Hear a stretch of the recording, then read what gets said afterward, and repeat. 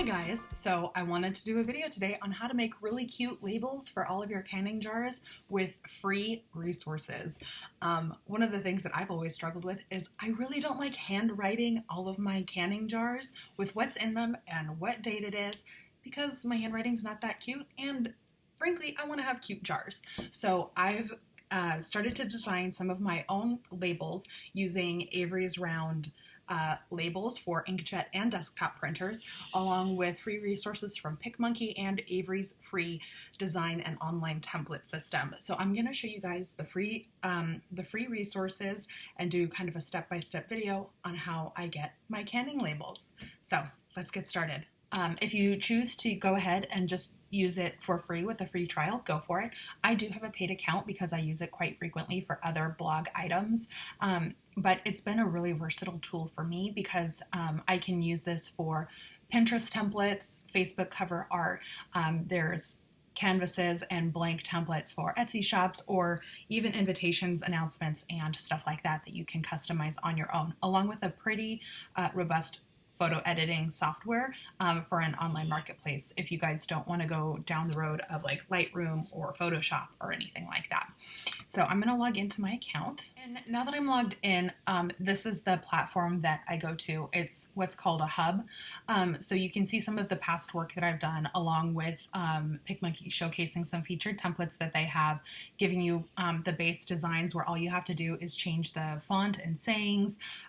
You can just change the photos, stuff like that. So it's really helpful and to create some of those layers based off what they've already got kind of formatted, especially if you're new to this. But for me, what I decided to do was just to select a blank canvas from the Facebook post. It's a 1200 pixel square canvas, and it will open up a new blank screen. So from here, all you have to do for the canning jar specifically, or what I did, was I went to the background and picked a color, and then I scrolled down and hit transparent. This will give you just the graphics that you select with no other layer for a background. From there, I wanted to go ahead and upload some photos that I already had, or you can also go into your graphics, and I wanted to insert the graphic or the logo from my blog specifically.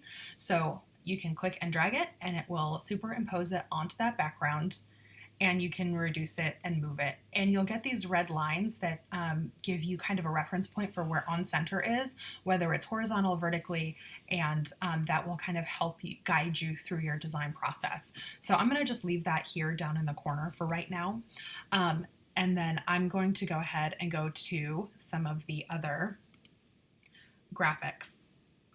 Now, if you want to just go with the basics, they've got a lot of really great ones. Obviously, for a label, you don't need to do an animated graphic, but you can scroll down and see a lot of the other designs that they have going and are offering. So I'm going to scroll way down. I'm going to keep going. Sorry, bear with me. And I really like these doodly accents. For me, I find them whimsical. So in this instance, I'm going to go ahead and choose one of these wreath templates. And I'm just going to make it quite large, and it'll look blurry until it fully loads, but then it'll find its full resolution. So from here, I've selected and put the wreath in the center, and then you can go ahead and for now, I'll just go ahead and I'll put my logo down here at the bottom. From then, you can click on text, and you can see a bunch of other text layouts that they have to offer. I really like these because they've automatically formatted the text that goes really good with another text, and kind of done some layouts for you, making it a little easier. So in this instance, I'm going to choose this one right here, the Mommy Madre Mama one, because I have kind of a big label that I need to make that has a lot of words in it. So from here, all you need to do is double click, and then you can go ahead and you can change the text in that box specifically. So in this instance, it's going to be grilled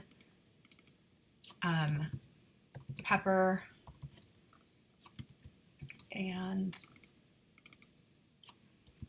onion pasta sauce. Oops.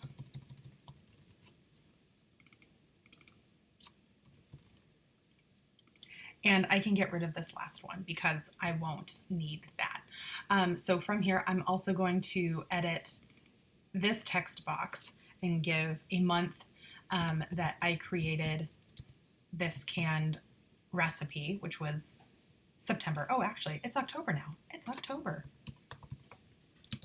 And that will keep it right there. So you can also go and select all of these units by clicking your shift button and hitting all of them, and then adjusting the size as needed. And I like to do it all as one just to make sure that they do it uniformly.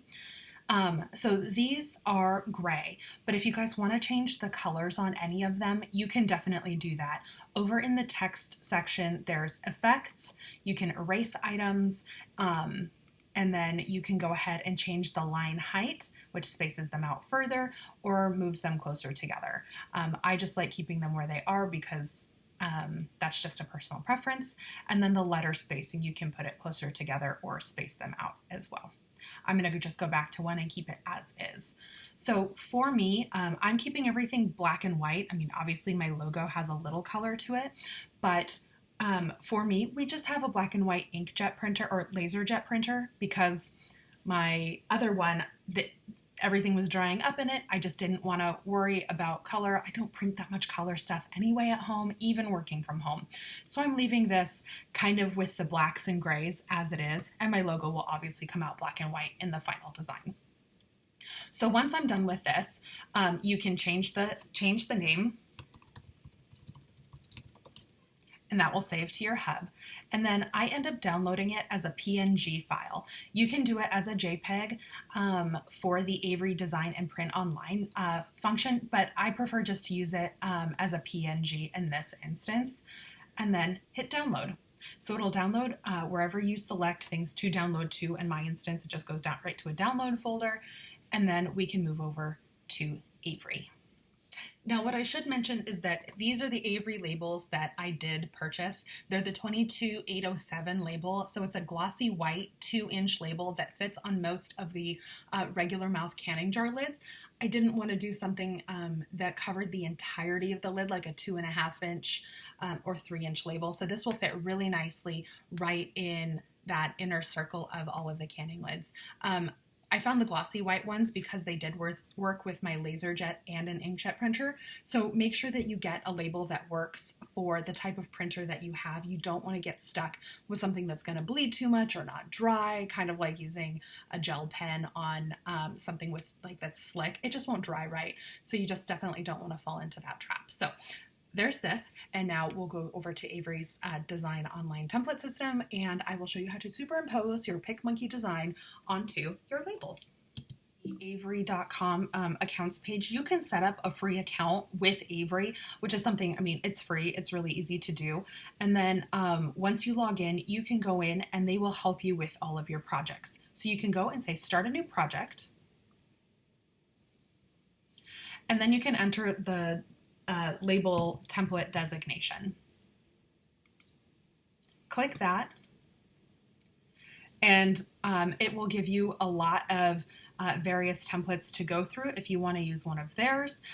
In this instance, I just like PicMonkey's. It was simple. I like designing my own stuff, but if you guys want to, by all means, it is also very easy to design right from here. And I mean, they do have a ton of different designs, so you can really find something that fits your exact needs.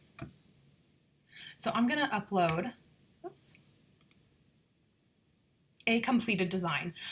It gives me the template, and then I can just go in here and say select file, and I'll go ahead and open up my recently downloaded grilled pepper PNG.